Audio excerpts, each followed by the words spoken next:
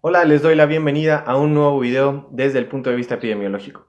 En esta ocasión, a diferencia de los otros videos, lo que les voy a dejar en este momento va a ser una sesión de preguntas y respuestas que hicimos el día de ayer, que fue una sesión en vivo, en el cual participé con el doctor Ryan Martínez. Él es especialista en ginecología y tratamos el tema de COVID desde el punto de vista epidemiológico y además también desde la parte de ginecología, en el cual creemos que debemos de participar todos en conjunto. A diferencia de estos es un poco más largo porque fue una sesión completa de una hora, pero los invito a revisar el material y si tienen alguna duda que no se haya aclarado, si tienes alguna pregunta que no hayamos tocado en la sesión pasada, puedes hacernos llegar tus preguntas ya sea a nuestras redes sociales o déjalas en comentarios aquí abajo para poder resolver la siguiente semana que vamos a tener la segunda sesión de preguntas y respuestas.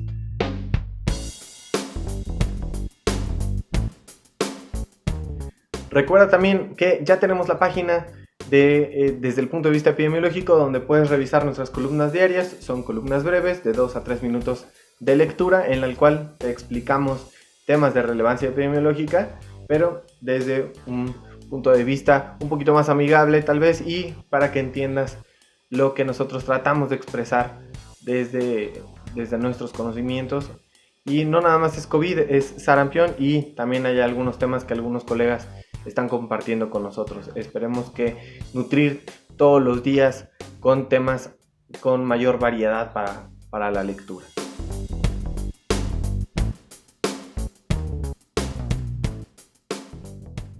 A todos mis amigos les presento a mi amigo Oscar Sosa. Estuvimos en la Facultad de Medicina en La Salle. Él hizo epidemiología, muchas especialidades, maestrías. Es uno de las voces más importantes en México de la epidemiología. Es un experto. Estuvo trabajando y laborando todo este tiempo en Ciudad de México. Recientemente se pasó a San Luis. Bueno, es una de las personas que tienen la autoridad en México para comentar acerca de todos estos temas de coronavirus y bueno, es para mí un orgullo. Bueno, pues gracias a todos. La verdad es que como están viendo es un experimento que estamos haciendo. Se nos ocurrió la semana pasada por propuesta de alguien que le pareció que pues estaba viendo que estábamos comentando y y bueno, es por eso que estamos ahorita aquí. Y realmente es una sesión que nosotros queremos de preguntas y respuestas de ustedes si es que llegaran a tener. Por ejemplo, ahorita ya estaba viendo algunas, sobre todo esta parte de qué es riesgo y qué no es riesgo y de cómo vamos. Entonces, para esto, y los datos que voy a dar son del cierre por lo menos de anoche. Es decir, todavía no en una media hora, más o menos, va a empezar la conferencia del día con las autoridades de salud, pero rápidamente ayer se decretó que ya estábamos en una fase 2 de, de esta parte del COVID-19 y al momento, por lo menos ayer, se tenían ya 405 casos a nivel nacional y obviamente se distribuyen en todo el país, excepto Tlaxcala, sigue en silencio epidemiológico. Hasta hace unas horas en Twitter el secretario de Salud de Tlaxcala ya salió a decir que ya tienen el primer caso confirmado, pero seguramente ya tienen una circulación como para poderlo haber detectado. Obviamente el que tiene más casos es Ciudad de México con 66, luego le sigue Nuevo León con 56 y luego Jalisco con 46. Y de ahí van todos hacia abajo. Yucatán y Quintana Roo son los que siguen el Estado de México. Por lo menos acá bueno, Veracruz, allá en la tierra del maestro Reagan, 7 casos hasta el momento, y acá en San Luis 16 casos. También en redes hace rato salió la sexta defunción, que es alguien de aquí de San Luis Potosí. Entonces ya tenemos 6, veamos cuántos casos vamos a tener para la letalidad. Hasta ahorita va en 1.2, pero seguramente va a modificarse mínimo, pero puede llegar a modificarse. Ahora la fase 2 tiene que ver con esta parte que han denominado como jornada de sana distancia con un personaje ahí que se llama Susana a distancia.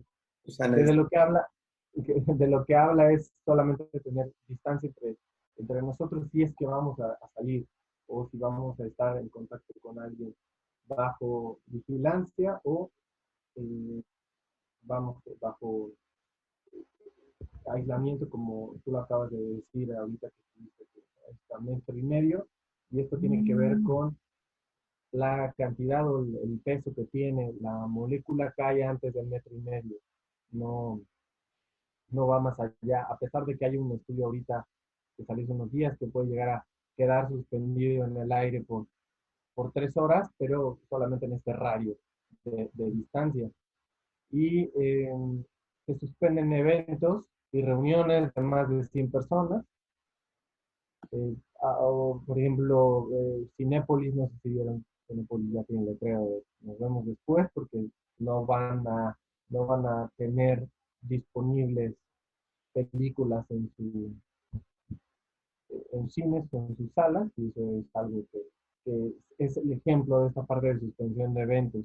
Suspensión de clases, y esto fue a partir del lunes, aunque hay algunos estados que se sumaron una semana más. Por ejemplo, Jalisco empezó sin clases la semana pasada y se suspenden actividades laborales que involucren la movilización de personas tanto en el sector público como en privado. Sin embargo, pues hay gente que sí sigue todavía laborando. No podemos cerrar todo de tajo y obviamente el personal de salud es uno de ellos. Y bueno, vamos a tener que intensificar las medidas de higiene, lavado de manos, higiene de manos, estornudo de etiqueta si es que tenemos síntomas. Y algo bien importante, pues acudir al médico si presentamos datos o síntomas y vamos a este problema de la automedicación, no automedicarse y sobre todo personas que sean de grupos de riesgo, lo más importante, por lo menos del coronavirus. ¿No? No sé, tú qué quisieras compartir. yo tenía una pregunta que me enviaron una pregunta justamente acerca de la automedicación y un comunicado que habían sacado del ibuprofeno me pregunta, no veo el nombre, que si es verdad que no debemos automedicarnos ibuprofeno si tenemos síntomas. Pues la verdad es que, digo, todo en general, así como lo comentábamos igual hace poco de los medicamentos que han estado probando, no se puede tener, vamos, es un nuevo virus, es un nuevo padecimiento, estamos conociendo todo, no hay estrictamente hablando algo que prohíba como tal el uso del ibuprofeno. Pero ante no tener la suficiente evidencia, solamente recomienda utilizar medicamentos como paracetamol mejor en real evidencia de que pueda estar sucediendo con esta parte del ibuprofeno. Ok. Sí. Acerca de, tengo otra pregunta que esto es más para ti, que no es tan de lo mío. Preguntan si creemos que los casos están subdiagnosticados, porque se ha corrido mucho la voz de que se cree que están subdiagnosticados los casos, y eso no es tanto de mi parte. Claro, algo que sí hay que recordar en este punto es a nivel mundial y en muchos padecimientos hay subdiagnóstico o subregistro. Eso es algo que siempre tenemos que esperar. La diferencia entre el clínico y quien hace epidemiología de salud pública es justamente eso. Nunca vamos a tener el 100% de los casos.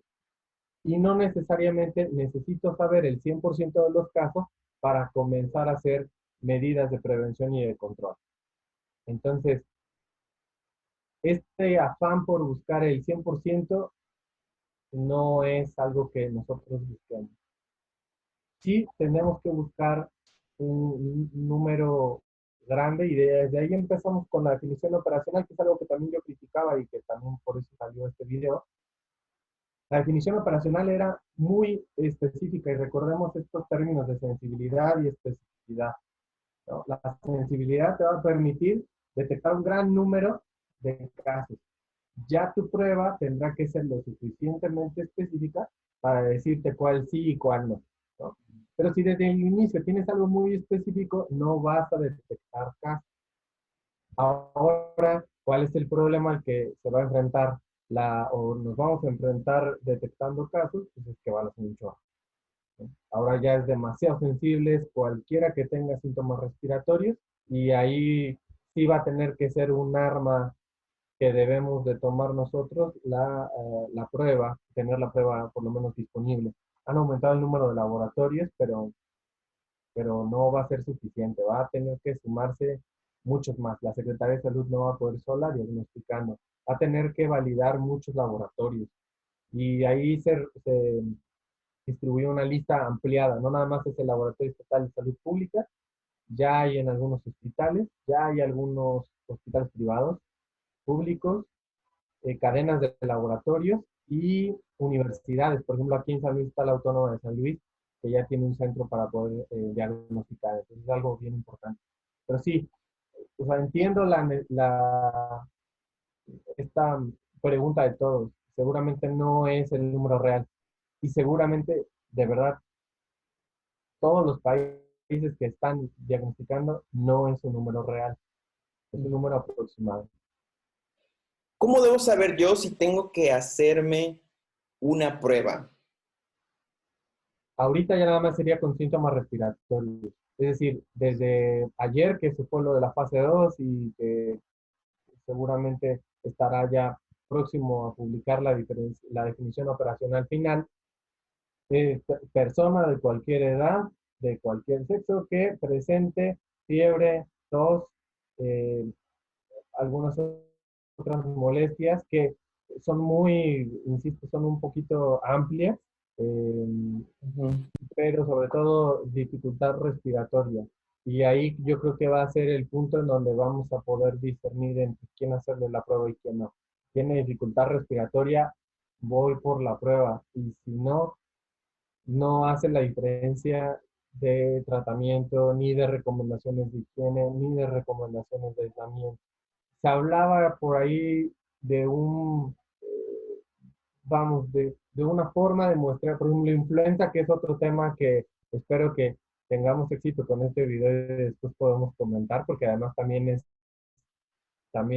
esta enfermedad respiratoria también tiene que ver una parte de ginecología, porque también es algo que se tiene que ver, un grupo de riesgo es la mujer embarazada, ojalá que podamos después comentarlo, pero se utiliza este muestreo en influenza, 100% a los hospitalizados y 10% a los ambulatorios.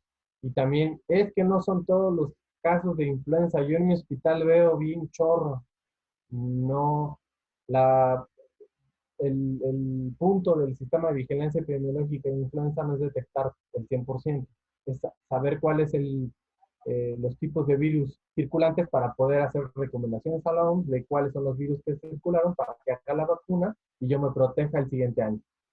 De eso se trata. Y yo creo que a eso tendremos que mudar en algún momento con COVID-19.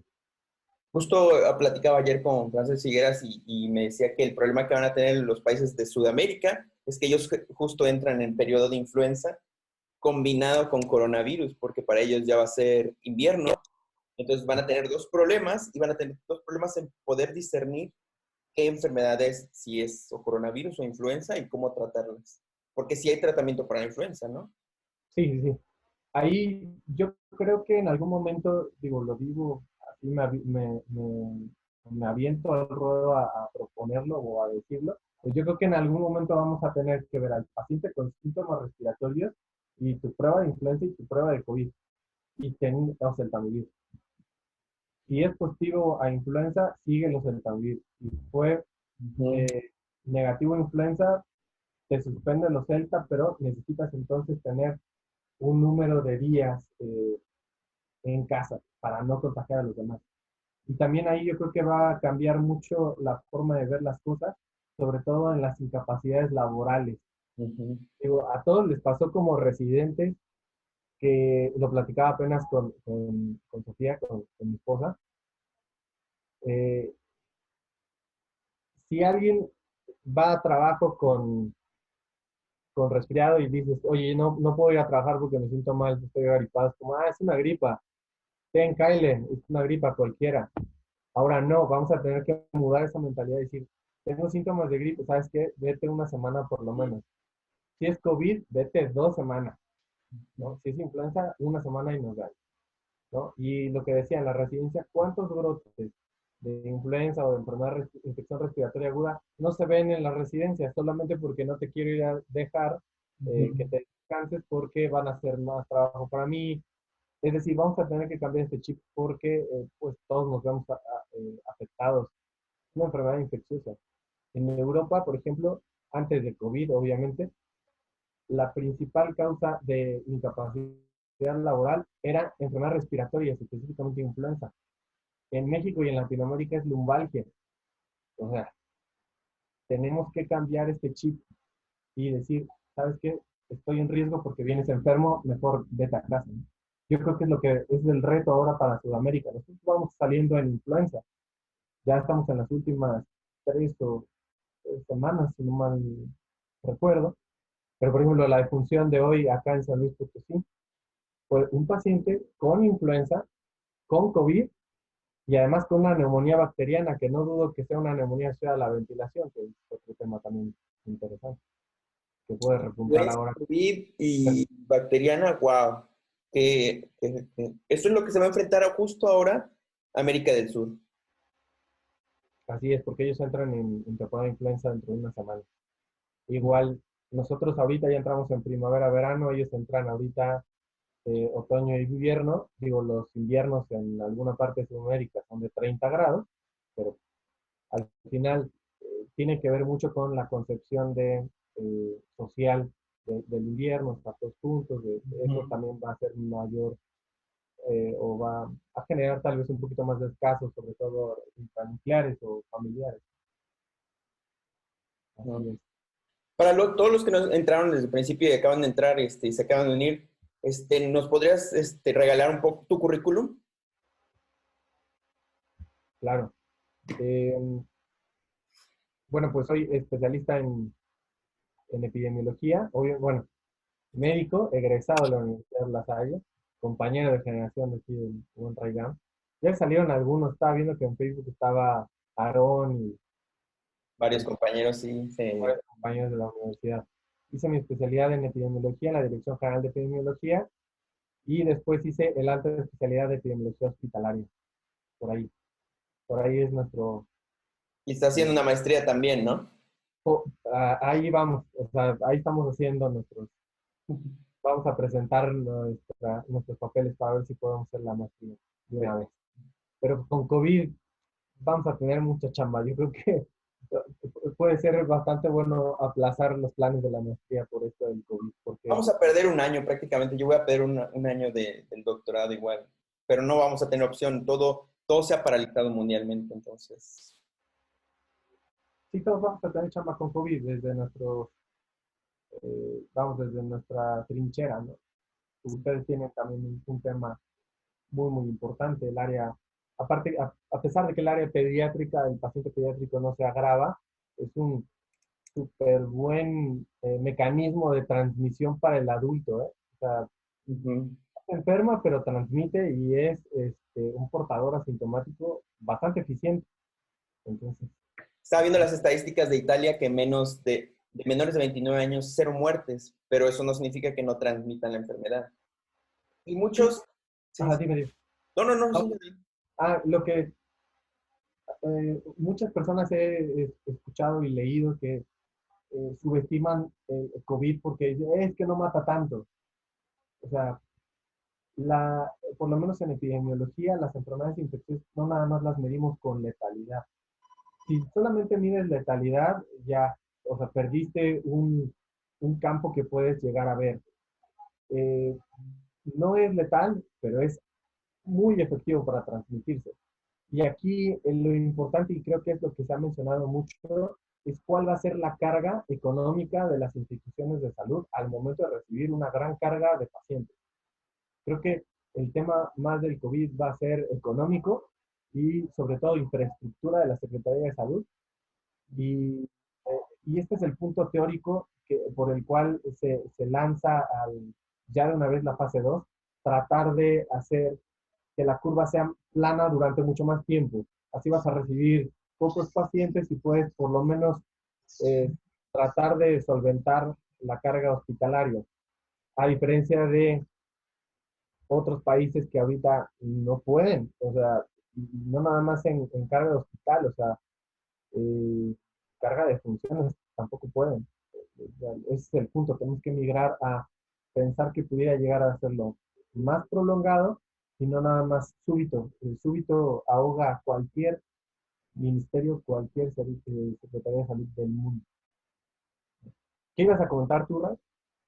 Y justo estaba pensando que en esa situación, le estaba hablando ayer con Frances Figueras, mi jefe allá en España, y estaba diciendo que en periodo de 2 semanas llevábamos 400 infectados cuando yo me fui, 4 defunciones, si no mal recuerdo, o 5, y no les dio tiempo de prepararse.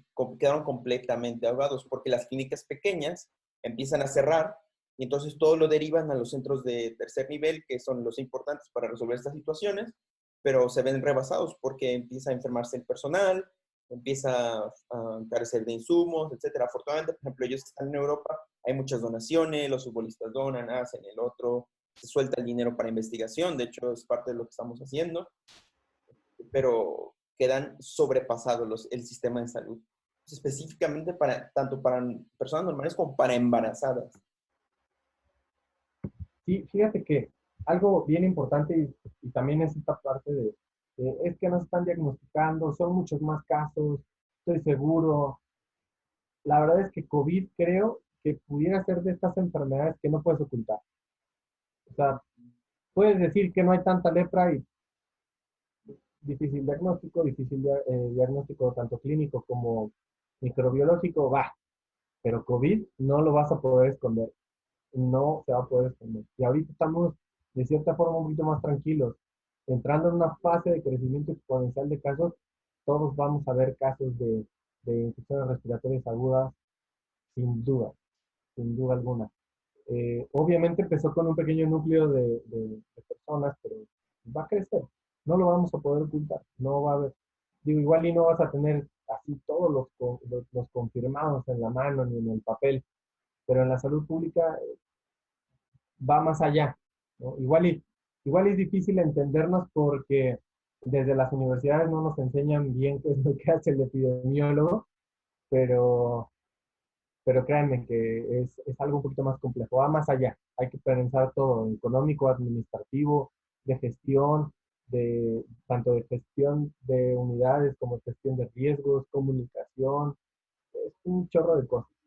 Sí, porque la primera idea que me venía en la mente cuando llegué, que yo decía, bueno, yo venía de España, estuve en contacto directo con alguien que tuvo coronavirus, ya que se confirmó, y yo tenía un poco de malestar general, y cuando hablé de epidemiología y me dijeron que no era candidato para hacer una prueba, yo me quedé impresionado, pero viéndolo de esta manera, si justamente en el costo económico no es lógico todos los que ya entran en este periodo a hacerles prueba porque ¿qué les vas a hacer? ¿Los vas a aislar si solo tienen malestar general? Así es, o sea, lo que es más costo efectivo siempre es la prevención. Es decir, realmente cuánto nos puede costar un gel antibacterial, y inclusive ya hay forma de poder hacer nuestros antisépticos en casa, Profeco publicó ahí cómo poder hacerlos. Yo en lo particular, vamos, ya no es fácil conseguirlos y nosotros los hemos hecho, los nuestros, digo, no los vendo, pero son nuestros, y ahí los utilizamos, ¿no? Muy interesante. Entonces, es muy, vamos, mejor hacer prevención, es mucho más barato. Aunque mucha gente también he leído, como, no sé si tú también, es como, eh, le va a pegar a la economía de México cerrar muchos lugares. No dudo que sí vaya a haber un impacto económico, porque también es una parte interesante la economía de la salud. Pero si nos vamos a temas de economía de la salud, podemos calcular cuál va a ser el gasto de bolsillo del familiar que tenga que llevar al paciente y que esté hospitalizado porque salía al Vive Latino. Digo, me estoy inventando ahorita un evento masivo.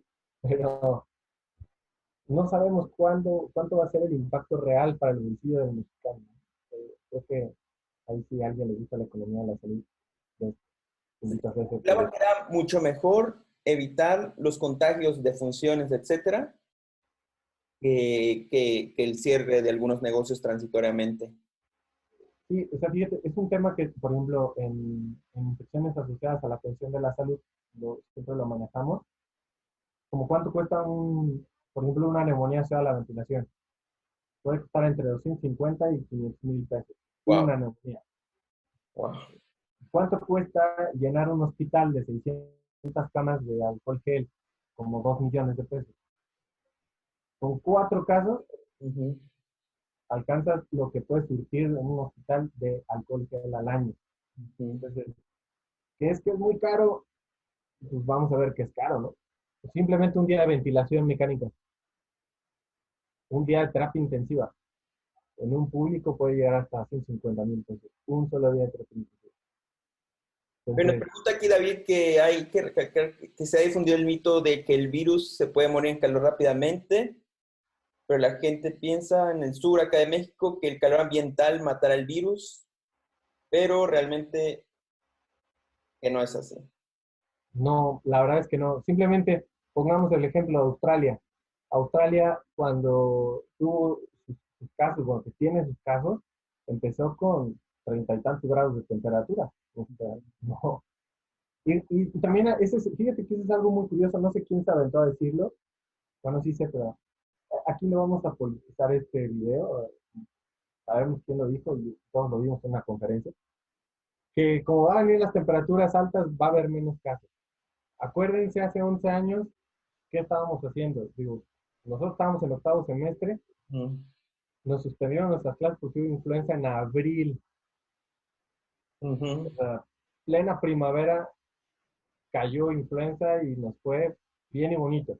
Ujú. Es exactamente lo mismo acá. O sea, y, y vamos, su primo hermano, el MERS-CoV, el Middle East Respiratory Syndrome, el de Arabia Saudita, no me digas que Arabia Saudita tiene temperaturas Irán, heladas y es un coronavirus también. sí, sí. Entonces, no confiemos en que la temperatura nos va a ayudar. Lo que nos va a ayudar es algo bien básico, tener higiene, lavarse las manos, no estar estornudando hacia todos, cubrirme, resguardarme si estoy enfermo para no contagiar a los demás. Es, este virus nos viene a recordar que tenemos que ser un poquito más limpios. Tengo unas preguntas específicas de obstetricia aquí, no sé si Dale, amigo, dale. podamos, para nuestros amigos obstetras. Y la primera pregunta que me hacen es si le puede ir peor a una embarazada. Bueno, es muy, muy interesante. Es la pregunta. La verdad es que hasta ahora no se ha demostrado que le vaya peor a las embarazadas, específicamente con el coronavirus. Hasta ahora ha habido 32 casos, si no mal recuerdo, de pacientes embarazadas en las cuales no les ha ido peor, pero tenemos la experiencia de las anteriores epidemias del SARS, del MERS. Hubo 20 casos de embarazadas en el SARS, 11 en el MERS. Y sí había, específicamente en el MERS, había incremento prácticamente de admisión a cuidados intensivos, mortalidad materna, riesgo de 40% de probabilidad de riesgo de aborto, 80% de riesgo de admisión a terapia, a unidad de cuidados intensivos. Y del SARS, que era lo más parecido, en la epidemia pasada, de las 20 pacientes que tuvimos, 38% requirieron admisión, 13% hubo de mortalidad y parto pretérmino, 13%. De las que llevamos hasta ahora, llevamos 32 pacientes. Se ha reportado que el 21 tenía morbilidades, el 21%, y que el 50% tuvo parto pretérmino por cualquier causa que sea. Y bueno, eso es obviamente no relacionado directamente al virus, sino a la respuesta inflamatoria que produce. Todo esto en tercer trimestre, afortunadamente. Así es, o sea, digo, insisto, estamos hablando de un virus nuevo, hacer conjeturas o asegurar alguna situación comparando con otros virus, es lo único que tenemos. O sea, desconocemos muchas de las cosas. Lo que sí es que ustedes vamos, son profesionales de gine, ustedes manejan un binomio y fue bastante claro el caso del recién nacido con COVID. O sea, no fue vertical la transmisión, pero sí fue en el primer momento. Es decir, ahí yo creo que lo que tendríamos, no nada más, no sería lo único que tendríamos que rescatar, pero sí en lo que tendríamos que pensar es, yo, Gine, tengo una paciente confirmada y ya en los días del, del parto, o sea, recomendar al pediatra que tengamos que, digo, no sé, eso va a estar bien complicado, ¿no? O sea, separar tantito al binomio para evitar el contagio del niño, no sé cómo. Tenemos las dos especificaciones. Fíjate que tu pregunta es muy buena. Tenemos un algoritmo nosotros en Hospital Clinic, porque el hospital está sobresaturado. Ya hablé esto con mi jefe, está sobresaturado. ¿Qué se hace cuando una paciente tiene, por ejemplo, coronavirus o se acaba de contagiar y acaba de tener un bebé? Claro, no se ha demostrado en los 9 casos que haya transmisión vertical porque los receptores están acomodados distinto, hay menos cantidad en placenta, no es como el Zika, que sí pasaba porque había más cantidad de receptores, etc. ¿Qué se hace? Bueno, hay dos formas. Algunos dicen, porque no hay información así, no tenemos información amplia para decir esto se tiene que hacer porque esto es lo que mejor se recomienda para nosotros en el Hospital Clinic. Se aísla, se mantiene aislada la paciente y se mantiene al bebé dentro de la sala. La sala es una sala con presión negativa para que esté constantemente jalando el aire y se mantiene la embarazada con mascarilla y al bebé por lo menos a 2 metros para que pueda dormir, etcétera. Y solamente en aquellas ocasiones que se le va a dar de comer, hay que lavarse las manos, no se transmite a través de la leche, entonces se acerca uno con el bebé, la mamá al bebé, lo pone, etcétera, siempre con mascarilla, protegiendo todo lo que toca, se le da de comer, se regresa, etcétera, al bebé y se vuelve a limpiar todo. Esta es la mejor forma, pero se mantiene al bebé dentro de, porque, pues bueno, todas las medidas necesarias para evitar no toserle, no estornudarle, siempre usar mascarilla cuando está en contacto y preferentemente siempre estar a más de 2 metros de distancia. Sí, porque digo, va a ser un tema, eh, esta parte del manejo, sobre todo en los hospitales materno-infantiles de nuestro país. Estoy seguro que no hemos todavía vislumbrado este esquema de manejo, pero lo vamos a tener que empezar a hacer, ¿no? Es decir, a pensarlo por lo menos. Ujú. Tengo otra pregunta. Sí, me pregunta otra de las pacientes, ¿debería evitar ir a mis consultas rutinarias? Y la respuesta de, de la cuestión de las consultas rutinarias es que para fase 1, 2 no hay problema siempre y cuando sean espaciadas, sea con adecuada protección, tengan las medidas de higiene pertinentes. Se puede acudir solamente a las indispensables, primer trimestre, segundo trimestre, y crecimiento si tiene factores de riesgo en tercer trimestre. Pero una vez que empiece el contagio masivo, va a ser muy peligroso acudir a citas hospitalarias.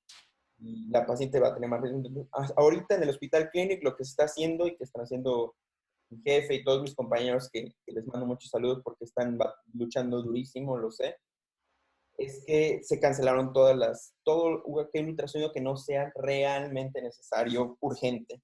Entonces, todos esos ultrasonidos de rutina, de ecografía de 20 semanas, se están aplazando. Entonces, si eso responde a la pregunta, pues no, ya no se están haciendo, pero esto depende mucho de la fase.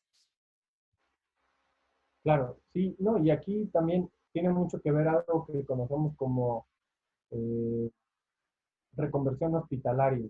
Todos los hospitales se supone que ya deben de tener su plan, pero ya deben de tener este plan de implementar un triage respiratorio así por este consultorio y por esta puerta, solamente pacientes respiratorios. Los que vengan de otras urgencias, de este lado.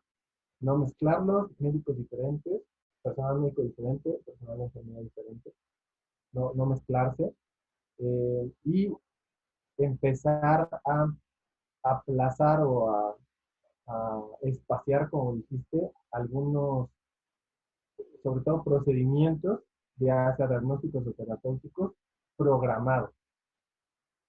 O sea, no vamos a negar, bueno, no se debería negar la consulta, pero por ejemplo, si es algo programado, perdón, puede que pongas más en riesgo al paciente, llevándolo al hospital, porque se puede Claro. contagiar de COVID, al problema que puede tener, ¿no? Como Entonces, nosotros que, por ejemplo, en España no se hace en el consultorio, sino todas van al hospital, al mismo hospital, que es el hospital de referencia, y pues por obvias razones evitas, a menos que sea estrictamente necesario. Y para allá el protocolo del hospital clínico con trabajo es justamente que si tienes síntomas o si presentas, crees que puedes tener COVID, si tienes síntomas respiratorios, estás embarazada, avises de manera anticipada. Si son síntomas leves, tendrás que quedarte en tu casa 14 días y estar vigilando, pero si mantienes la fiebre más de 38, persistente a pasar del paracetamol o tienes datos obstétricos, sangrado, contracciones, etcétera, hay que avisar para ir para que se le dé una mascarilla a la paciente y para que pueda ser atendida por personal de primer contacto con pues, el equipamiento necesario y las zonas designadas solamente para estos pacientes. ¿Cuál sería mi recomendación? Efectivamente, igual, ahora que nosotros vamos a empezar y vamos a incrementar nuestra fase de riesgo, si tenemos síntomas, por ejemplo, malestar general, etcétera, no corran al hospital porque van a estar en más riesgo. Lo ideal es que a su médico, a su ginecólogo, le hablen, le manden un mensaje, le digan, miren, siento esto, es de gravedad, no es de gravedad. Y entonces solamente en casos graves acudir a un hospital a hacerse ya sea la prueba o si es algo obstétrico, atenderse de manera obstétrica. Creo que en Ciudad de México específicamente el Hospital General está atendiendo a las pacientes embarazadas de coronavirus. sí, la verdad es que, digo, ahí sí desconozco, ya me desconecté de la Ciudad de México, pero Bueno, no sé cómo vaya a funcionar eh, por allá, pero, o sea, sí es todo un tema, ¿no? Porque no es que tengamos que descuidar, y yo creo que aquí viene otra lección del COVID, digo, nos está dando muchas lecciones.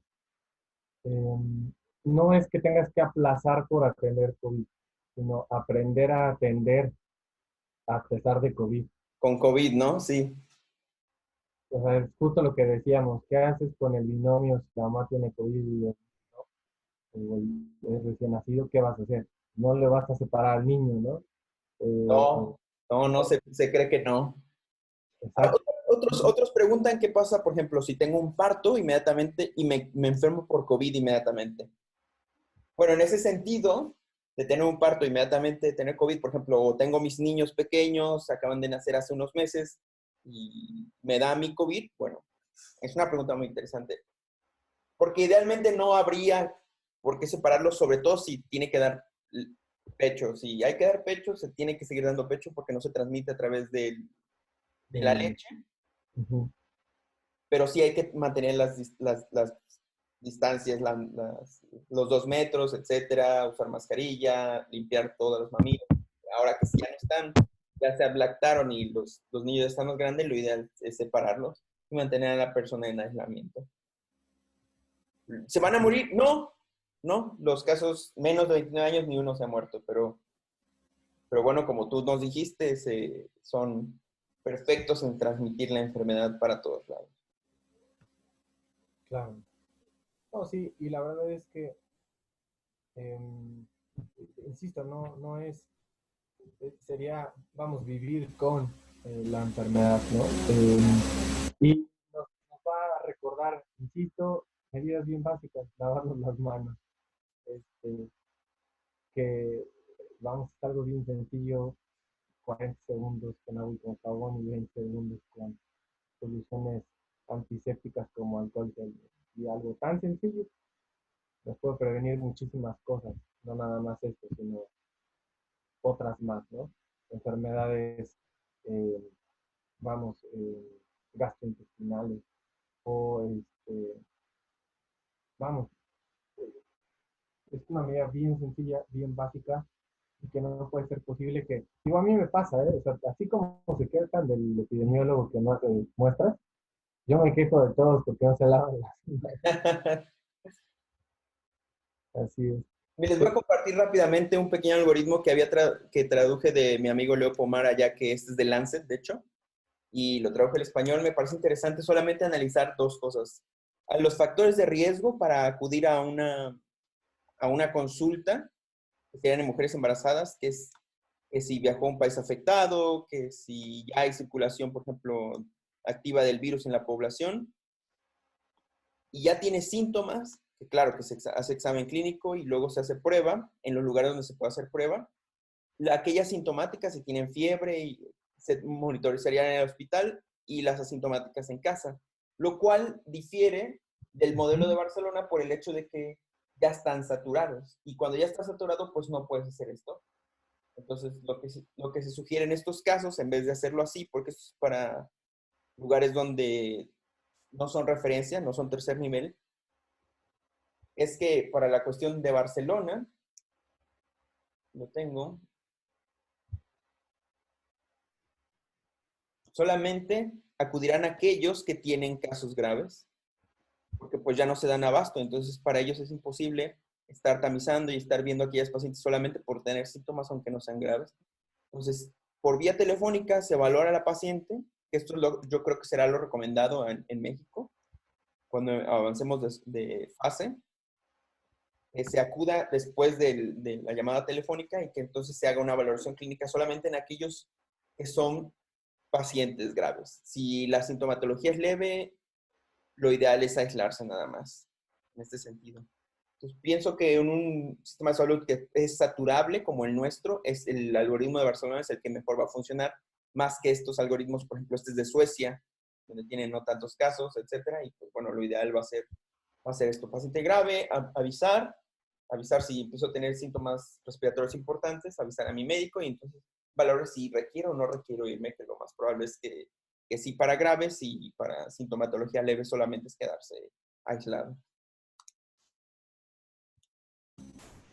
Así es. O sea, todo este tipo de modelos vamos a tener que evolucionar, ¿no? Así como todos los países.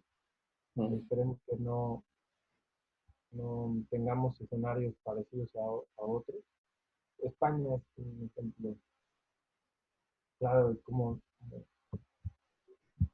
se está viendo allá, ¿no? Italia, que está, igual y se ve muy lejos, pero ahorita está, si no me recuerdo, como a 10.000 casos de China. O sea, ahorita estoy abriendo justo el portal de Tokio. ¿Crees que lleguemos a la saturación en México? Si hacemos caso o no. ¿Crees que todavía podemos aplanar la curva lo suficiente? Sí, tal vez no como los gráficos que han visto, ¿no? Porque todo el mundo ha compartido ese gráfico. Que si sales es una curva así y si no sales es otra. No creo Sí. que tanto. Pero lo que sí pudiéramos llegar a hacer o a tener, si es que funciona este ejemplo, si funciona, eh, puede que tengamos diferentes picos en diferentes partes, o sea, pequeñas oleadas de COVID. Y eso si es que sí se genera inmunidad, porque eso tampoco sabemos. O sea, hay artículos que han salido y esperemos que luego podamos compartirlos de reinfecciones. Entonces, no estoy seguro de que pudiéramos tener inmunidad como febriles exantemáticas. Fíjate, en China, Sí, sí, es muy peligroso eso, ¿no? No reinfectarse, porque significa que no creaste anticuerpos o suficientes, por lo menos, como para... sí, o sea, la respuesta inmune no es una respuesta bien montada y también va a ser si sí es así, va a ser un reto para la vacuna también. O sea, entonces sería una vacuna que nos tendríamos que estar poniendo anualmente con influenza. No sé. Lo mismo pasa con VPH, que tú te da VPH y no te haces inmune a VPH, entonces necesitas una dosis mucho más alta, que es la vacuna de VPH, para poder generar inmunidad. Sí, exacto. Y es un error, digo, de los programas y cada dosis. Bien, Muy amigo. aventurado. ¿Qué te parece si ya pasamos la hora, si lo dejamos aquí? Y si todos nuestros amigos de Facebook, si tienen más dudas, háganos llegar y haremos otra sesión. Ahorita hicimos cerca de 20 preguntas que nos enviaron previamente. Muchísimas gracias a todos por escucharnos. Muchísimas gracias, Oscar. Tu trabajo es fabuloso, tu currículo es increíble y estamos muy orgullosos de ti. Y bueno, sigue vigilándonos, porque el trabajo que tú haces y que hacen tus compañeros en estos momentos es invaluable. Ustedes son los que mueven los hilos en México y en el mundo para mover los sistemas completos, adecuarlos, independientemente de los comentarios individuales que todos tengamos. Ustedes son los que ven el panorama grande y la verdad es que se los agradecemos mucho. No, la verdad es que estuvo muy padre este pequeño espacio. Esperamos que sí podamos repetirlo. Yo creo que valdría la pena que sí nos enviaran sus dudas. Digo, tu Facebook y el mío. Podemos que nos dejen ahí las dudas para ver si la siguiente semana igual nos podemos reunir, hacemos este mismo ejercicio, resolvemos dudas puntuales y vemos en qué vamos en ese momento. Y aprovecho para, si ustedes quieren leer, son columnas breves, columnas cortas, 2 minutos, 3 minutos de lectura a lo mucho, en donde les hablamos de la epidemiología, que ahorita es COVID, pero también está sarampión. Pero es otro tema, tenemos que tocarlo, sarampión en embarazo, sarampión en... Sí. La epidemiología no es una especialidad arrumbada, es transversal completamente, interactuamos con todos. Entonces yo creo que podríamos hacer después otra sesión y déjenos sus preguntas y si quieren visítenos también a la página desde el punto de vista epidemiológico. Es un blog que utilizamos ahí para descargar un poquito de epidemiología y también allí andamos armando videos. Espero que pronto ya podamos hacer uno nuevo y subirlo por ahí, ¿vale? Muchísimas gracias a todos. Pues muchas gracias y muchas gracias, amigos, todos por escucharnos, y la siguiente sesión seguiremos contestando sus preguntas de embarazo con las nuevas actualizaciones y las actualizaciones en general de epidemiología por nuestro amigo Oscar. Y bueno, estamos pendientes de sus comentarios. Muchas gracias, que tengan buena tarde. Y bueno, yo sé que estuvo muy largo, pero espero que hayas visto completo este video. Te agradezco mucho tu atención. Si te gustó, por favor, dale like, comparte este video, suscríbete a mi canal y también da clic en la campana para que te avise cuando subamos un nuevo video. Te agradezco mucho y que tengas un excelente día. Muchas gracias.